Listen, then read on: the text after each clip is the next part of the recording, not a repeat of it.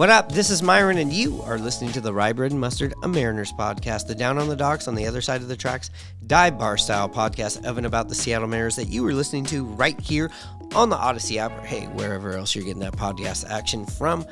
I'm not going to judge you as long as you're liking, subscribing, and sharing, and just enjoying the Rye Bread and Mustard, a Mariners podcast. And listen, if you're checking this out on YouTube, all those feelings apply. All right, what a week it was of free agency on the hot stove for the Seattle Mariners, or wait, that was last week. It was pretty eventful. This week, not much has happened, but we have had plenty to talk about here on the podcast. So going off of the comments and the feedback and the downloads and all of those analytics, I've picked 3 things to bring back from this week to feature that I think are just stuck in my head. And if I had to pick 3 that are intriguing me right now, it is the discussion we had about the possibility of a match between J.D.Martinez and the Seattle Mariners, taking a deeper look at like the fear of losing Cal Raleigh. It's not happening, in my opinion, ever. But, you know, if you go online or you listen to what people have to say on social media, you keep seeing this. He's as good as gone in a few years. He's a Boris guy, blah, blah, blah, blah. So to me, that's kind of crazy. But Hannah and I are just kind of talking about why that fear is there and taking a look from both sides of it. And look, there's no secret that everybody in the league, if they are going to trade with the Mariners, it's going to be for their young pitching. A lot of the time I would say most of the time, it's about the starting pitching. But still, if you think about it, there's a couple of dogs in the bullpen, a couple of young guys with some club control. We're focusing on Matt Brash and just kind of talking about maybe the value of Matt Brash is something that we could be underestimating as far as a trade chip. Hate to lose him, but we're just kind of talking about how valuable he is and why he would be an attractive piece in a trade. Anyways, I'm going to shut the hell up, and we're going to get into that right after this. Get ready to play hardball in the Kingdom. Take me to the ball game. I want to see the M's. The Mariners are playing hardball. Did it again and again and again. Did it again. Princess Tours, the vacation company, brings you the best show in baseball when the San Diego Chicken plays hardball with the Seattle Mariners and the Baltimore Orioles tonight in the Kingdom.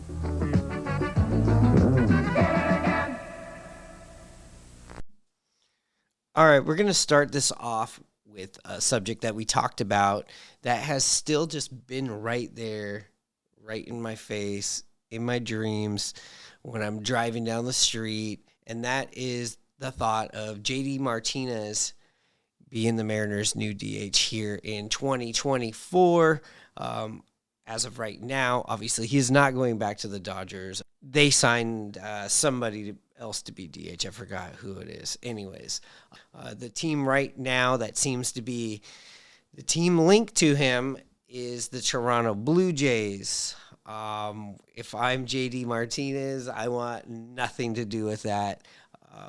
Obviously, we all thought Toronto, and all reports felt like Toronto was the team that the Mariners, if you were still believing Ohtani was coming to the Mariners, that was the team that we had to intercept. But then reality sat in, and he was in L.A. So Toronto is now scrambling to get some offense and kind of make face, and it seems like they're linked to him. But if I am J.D.Martinez, I want no part of that. That is a lot of pressure. That is a shitload of pressure to be the guy that is playing the position that Ohtani was going to play. That's just a tough situation to be in. The other team he also seems to be linked to heavily right here on Sunday morning as I read is the Anaheim Angels. Different kind of situation, but same feelings if I'm J.D.Martinez. I want nothing to do with that stench of Ohtani's not here anymore. I want nothing to do with it. I know Arizona Diamondbacks were linked to him a little bit earlier this week, but we were talking about it here on the podcast, and it's one of the segments that I keep thinking about. Here it is. Here's us talking about the possibility of J.D. Martinez in a Seattle Mariners uniform in 2024. J.D. Martinez is obviously not going to be the Dodgers DH next year. This is somebody that possibly last year could have been a big fit. People were a little weary about him because he kind of had a down year in Boston before he left. Bounced back with 271, 33 home runs, 103 RBIs, 117 hits. He is 36 years old. He is a DH, a primary DH. But Jerry did say more so now than he was last year. Last year, they were completely against just getting a DH hitter. They wanted all these versatile players. Like, what's the guy's name? What are all the players, the versatile players they had last year? I said I'd never speak their names again. Tommy La Stella. Yeah, like it was Tommy La Stella and the guy that we Adam LaRoche. Is his name? Adam LaRoche. What was the guy? Cooper Hummel. Yeah. Murphy. Tom Murphy. I think he was the starting DH, I think, at the start of the year. We passed up on AJ Pollock. AJ Pollock. There you go. So last year his WAR was 1.9.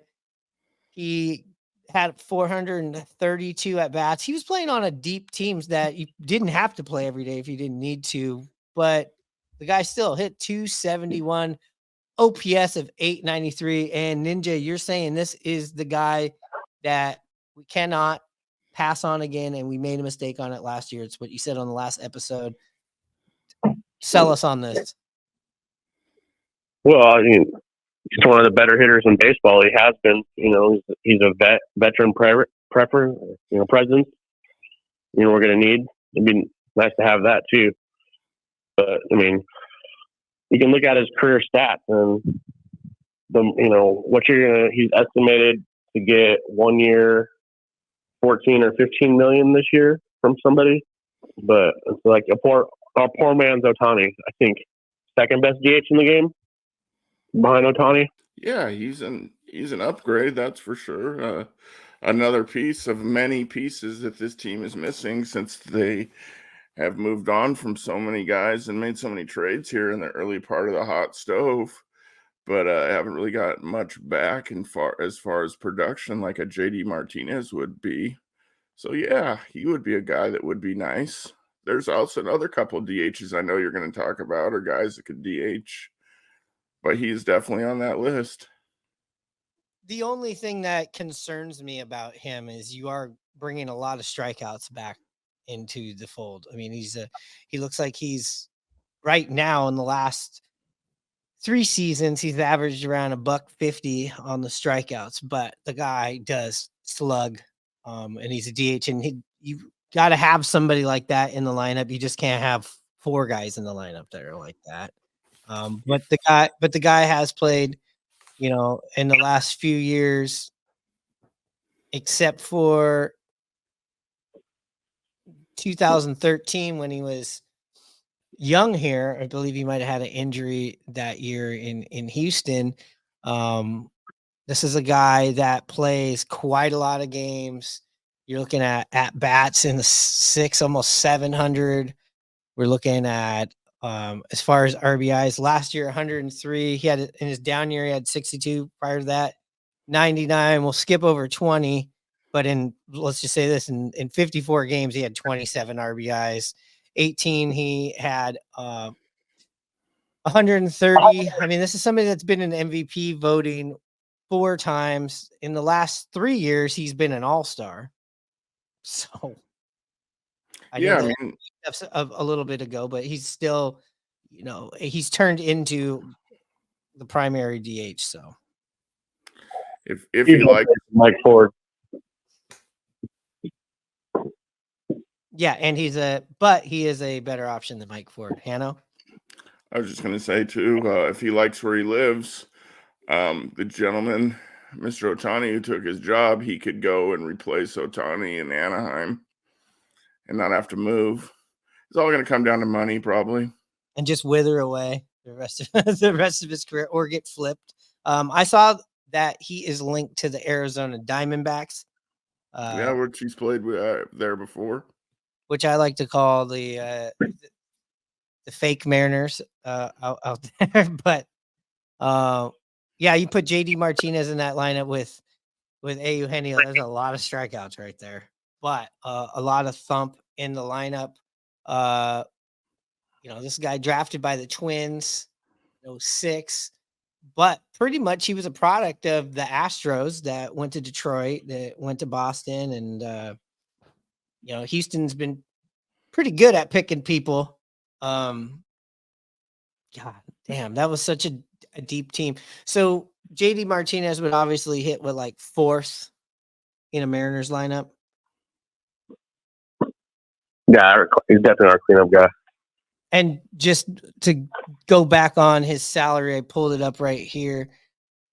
Last year, he made $10 million. So, yeah, the Mariners, like were you saying, completely fucked up on this. For $10 million, you could have had this in your lineup last year.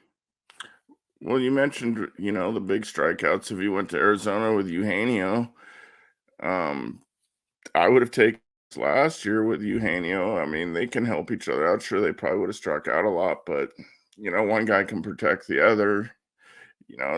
It lengthens the lineup, like Scott likes to say. I mean, how many homers did you say he hit last year? 33? Yeah. 30. He's going to make more than $10 million. Yeah, his expected contract is 14 to 15 million. Okay. So he's getting a bump. He bet on it. He's coming up from last year. Had a great year when people were doubting him. God damn. I would love to have this guy in the lineup. And yes, you said again, there's your leadership that we're missing in the. Hi, this is Tom Pachork of the Seattle Mariners, inviting everybody to come on out to the Kingdome on August 23rd for Mariners Funny Nose Glasses Night. Be the first in your neighborhood to have... Tom, I'm sorry. August 23rd is not Funny Nose Glasses Night. It's Jacket Night, Tom. Jacket Night? Yes, every kid 14 and under gets an official Mariners vinyl jacket free, Tom. Jacket? No noses? No funny nose glasses, no. I'm sorry. What am I going to do with 30,000 pairs of funny nose glasses? That's your problem, Tom. Now, obviously, we keep hearing about the young pitching that everybody wants from the Mariners, and it seems to always be about the starting pitcher, whether it's Wu, whether it's Bryce Miller, you hear Logan's name. But let's not forget, there's some dogs out there in the bullpen. There's some dogs with team control, some dogs that could get some interest that maybe we're not thinking about them as trade chips. Anyway, so the topic of Matt Brash came up, and what hypothetically could his value be like, and would you be willing to move that, and what for? And why his value could be like the dark horse undercover best trade chip for the value that the Mariners have. Here's a pitcher that doesn't really get thrown in there. You don't hear his name as much on the trade stuff, but would it be interesting to see if anybody would go after a Brash? Yeah, he's a hot arm. Lights out stuff. Absolutely. He could be in any deal. And he's not too far removed away from being a starting pitcher. You've even seen him do multiple innings, more so than the rest of the relievers. Also a guy that you could turn into a closer. I mean, the Mariners were giving him a shot last year at closing games down. Didn't turn out all that well, but the stuff's there. Yeah, I mean, you start talking about these guys and Brash and everything. It's tough, the whole situation, how the organization is, how do I say, not broke, but that's what some people say. And you're having to rob Peter to pay Paul, and getting rid of guys like Brash or any other, Gilbert, whoever, just to get some hitting. That's tough, but that's in the situation the Mariners are in right now. Yeah, it's like they want to go out and buy a new flat screen TV button to sit down and watch games, but they got to sell the couch to get the money for the TV. Yeah, the couch was Kelnick, Marco, and White. Yeah, more like, yeah, that's the rec room couch. They at least sold the rec room couch here. I mean, and they also sold off Eugenio, and they said, no to Teo, which we knew was coming. That one wasn't such a shocker, just because we knew we couldn't have 4 or 5 guys that are going to be up near 200 strikeouts. So we knew that was coming. The Jared Kelenic one, again, we were a bit shocked on Sunday night, Monday, when all this went down. Pretty enraged of the reasons why they had to do that. I mean, with Jared Kelenic, when you look at the numbers there, you're like $750,000 for the season. But that was to get rid of Marco and Evan White. Marco, a big contract at the end of his contract, and Evan White, just a big mistake of giving him that amount of money that early. Yeah, I mean, Kelenic was who Atlanta wanted. I saw an interview with their GM, Alex Antonopoulos. I don't know if I pronounced it correctly, but he was talking with a media scrum like Jerry had, and he said that's the guy, the only position player that they've targeted so far in this offseason. They wanted him. So, yeah, and it makes sense for them to take on those contracts and then to flip Marco right away to Pittsburgh. I have a little project. Well, once again, Edgar Martinez is using Eagle Hardware's incredible selection of brand name power tools for his latest project. And here's a surprise. For once, it's not a bat. Oh, it is a bat. It's a light bat. Eagle Hardware and Garden. More of everything. All right, this next segment was recorded after the Brock and Salk interview with Cal Raleigh that seemed to get overhyped the day before. But there was a part of that reaction episode that seemed to get some interest, and that's talking about when people say Cal Raleigh's as good as out of here. He's a Scott Boras guy and blah, blah, blah, blah, blah. And so we just kind of take that topic and kind of go with it, talking about why is there that fear of being gone and what's the reality of when that would be if that was the situation. And we also talk about maybe Cal is the first person of the rest of that young core that gets the contract next. Anyways, here it is. The narrative, it seems like everybody keeps saying, like, he's as good as gone. He's as good as gone. And I don't understand when people are saying that. Can you explain that more to me? Because as far as me looking up his contract that he's on, he still has a few years. Yes, he's going to have arbitration. Is it because he's a Boras guy? Why is that kind of something that people say? I just think that one, it has to do with the comments he made after in the clubhouse after being eliminated last year. His frustration. You mentioned Boras. That's another thing. And he didn't say it now, and he said the correct answer. It's not up to him. It's up to ownership and management to put the team together, and it's up to him and the rest of his teammates to be in the best shape and be as well prepared as they can for the season. And it's on the players too. And he's right. And but I mean, Scott Boras has come out and said comments about the Mariner organization not being serious about winning. That's the narrative with a lot of Mariner fans, and it's kind of, they don't spend the money, they're cheap, blah, blah, blah. So I think you just kind of start putting 2 and 2 together, and it just kind of makes a little sense. Cal's a winner. You can tell that by the way he plays, the drive that he has, the competitiveness, the frustration. You can see when he some of his mannerisms during the game, and then him speaking out, like I mentioned in the dugout. I mean, that's a big deal. So that's kind of where I think it comes from.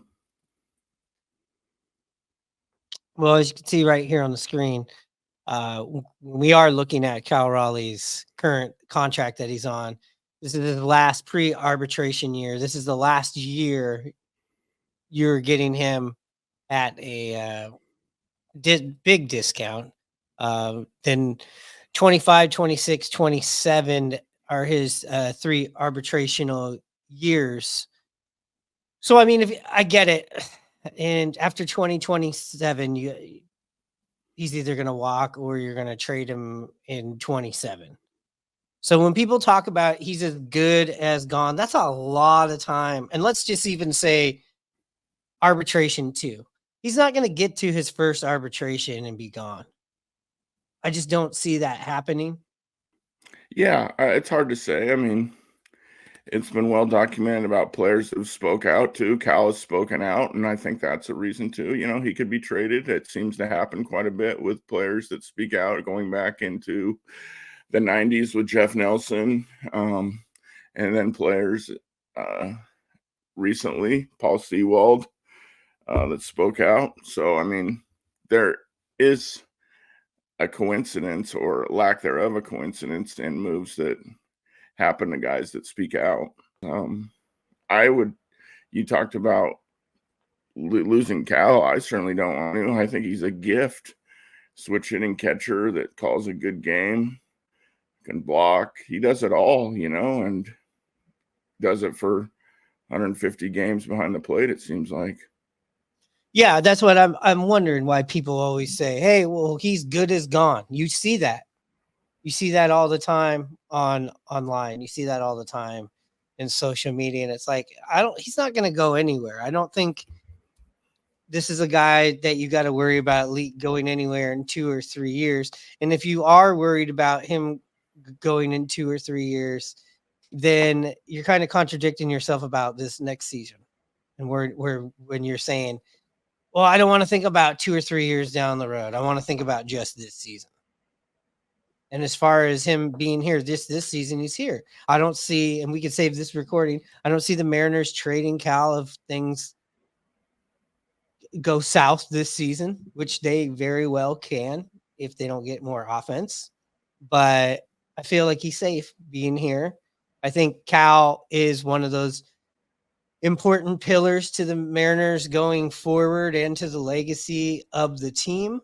I just going to say, I feel like, and we've talked about it before, he's one of the untouchables on the team with Julio and him. But then again, this ownership has changed their tune on a lot of things. And I've told you before, it's always a trust thing. So I don't know. Could it happen? Couldn't it happen? I will never say no with anything the way this team operates. And again, there's more of this. If I don't see him sticking around, I don't blame him if he leaves. And it's like he can't leave. He can't leave. The Mariners have to trade him. So there's no leaving. There's no Cal leaving until after the 2027 season. Well, he can demand a trade. He can demand a trade. Doesn't mean it's going to happen, but he could demand one. Absolutely. Do you see him demanding a trade? Let me ask you. Let me put you on the hot seat here, Hannah. Do you see him right now demanding a trade in the next 3 years? I don't know, but it would not surprise me. And let's say in a few year, 2 or 3 from today, it would not surprise me. No. So if we're still doing this podcast in 3 years here on the Great Odyssey, because that's where we'll be in 3 years, right? We'll still be doing this podcast for Odyssey. I don't know where I'm going to be in 30 minutes. Okay. Well, I know in 3 years I'll be right here on Odyssey. I'm wondering if we can pull this clip up and you're like, I'm going to say Cal Raleigh ain't going anywhere. I'm going to say he's going to he's going to be one of the Mariners. I think that you're going to see get a contract faster than maybe some of the pitchers, maybe some of the other players that you're expecting. I feel like after George Kirby, I think Cal Raleigh is probably the next person that the Mariners, out of the core guys, tries to lock up. What do you think about that? Yeah, I could see that too, no doubt. I mean, he's a top 5 catcher probably in the league. Hopefully take that next step this year, be an all-star, and just keep grinding and taking steps forward every single year. He's only had last year was his first full season in the bigs, correct? Yeah. In 22, he got sent down, came back Yeah. up. The best return I've can ever remember of any Mariner. He had like a Mike Trout coming back from the minors, kind of ripping back into the major leagues, because a lot of people know this Mike Trout. I live down here in Southern California. I remember he got sent down to the minors, came back up, never turned back. That's what Cal Raleigh's 2022 return felt like.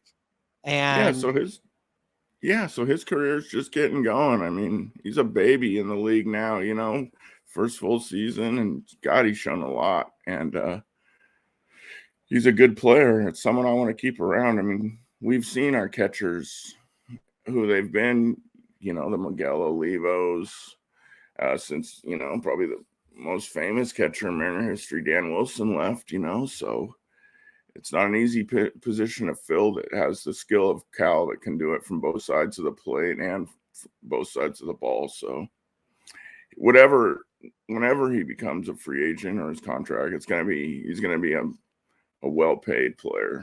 Hey now! then my other question here about Cal is, we talked about the window with a lot of these guys in their pre-arbitration or early arbitration seasons here coming up. You got Cal Raleigh, you got George Kirby, and you got Logan Gilbert. I think we can all agree those are the three Mariners that they need to sign, or that's the other half of the core with Julio, JP, and Cal. I would say that's the core 6 guys. When you talk about this is the core of the Mariners, would you say it's those 6?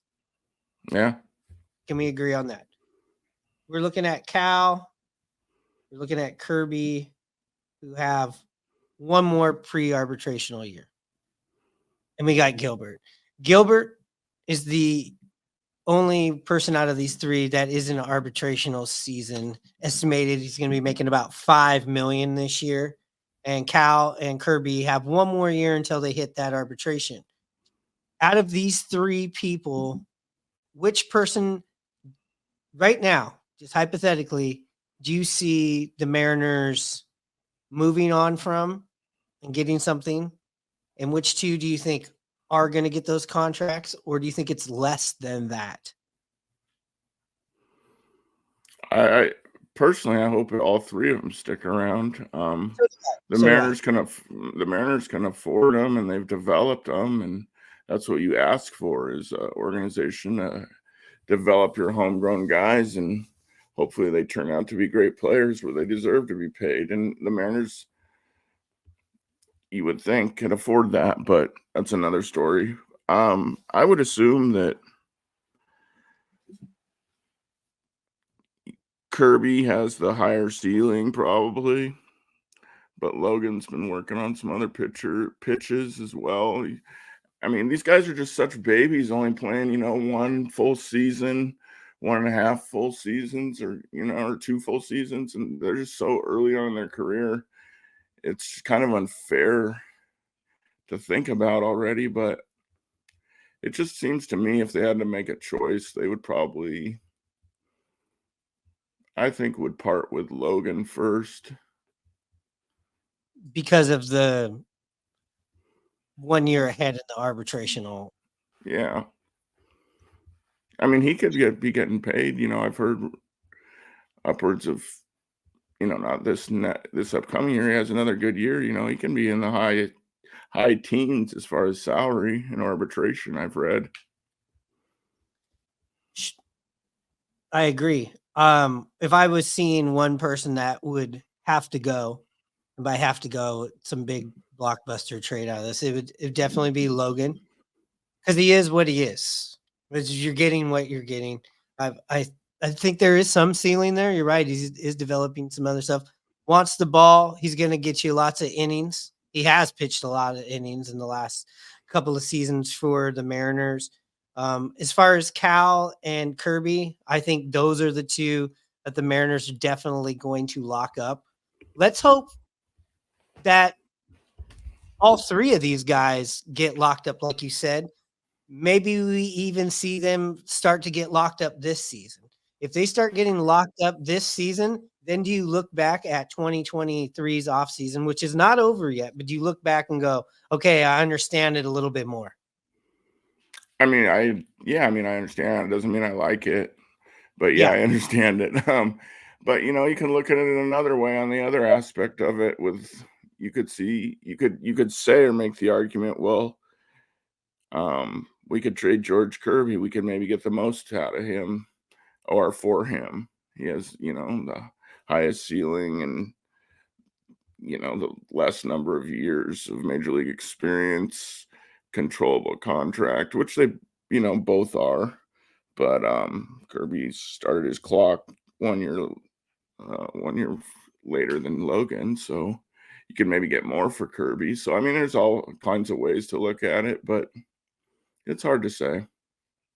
Yeah. Well, that's about all the news we have for today. I know there's all kinds of other rumors going on here with heating up a bit with the other young pitchers on the team, Wu, Miller, and Logan kind of gets thrown into that situation, but we're going to let those develop a little bit more. Mariners still have not put their other foot down or any foot down when people are like, I'm waiting for the other foot to land or the other shoe to land. It's like they haven't landed one foot. They're still Neil Armstrong waiting on the ladder to jump onto the moon here. Mr. Buhner, will you play Pepper with me? I can't, son. It's against the rules. How many times have you heard that? Hi, I'm Ken Griffey Jr. When I'm not running the bases, I'm running for president. Vote for me, and I promise to erase every no Pepper sign in America. Mr. Griffey, will you play Pepper with me? Sure, kid. Could you help me out with some swing states? Yeah, I guess. A shoe on every foot and a Pepper game in every backyard. I think Ken Griffey is spending too much time on the field, not enough time on issues like the flat tax. No Pepper? I say yes to Pepper. Look, Pepper was outlawed for a reason. It tears up the turf. You know how big this thing was? Look at this. Pepper ban, and right under there, Korean War ends. The man don't want you to play Pepper. You gonna listen to the man? If you outlaw Pepper, only outlaws will play Pepper. So where's the candidate stand on real issues, like the flat tax? I mean, if they're so smart in Washington, why don't they have a baseball team? Baseball without Pepper is like baseball without baseballs. Hey, anyone can champion Pepper. It takes a real man to champion the flat tax. It's Pepper that people want. They don't care about the minimum wage, the flat tax. They want Pepper, and they want it now. Pepper to the people, man. Land of the free? Why can't I play Pepper? Jefferson should have said life, liberty, Pepper in the pursuit of happiness, but it just didn't sound right. But that's what they meant to say. I know that.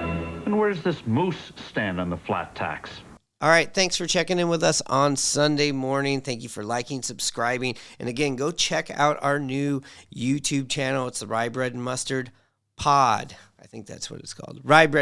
It's the Rye Bread and Mustard Podcast YouTube channel. And of course, we'll be back all week. We're just waiting for something to happen. But and again, thank you for listening on Odyssey at Odyssey Sports or wherever else you're getting that podcast action from. All right, it's Sunday. Get some rest. Monday Night Football tomorrow. Go Hawks. Talk to you soon.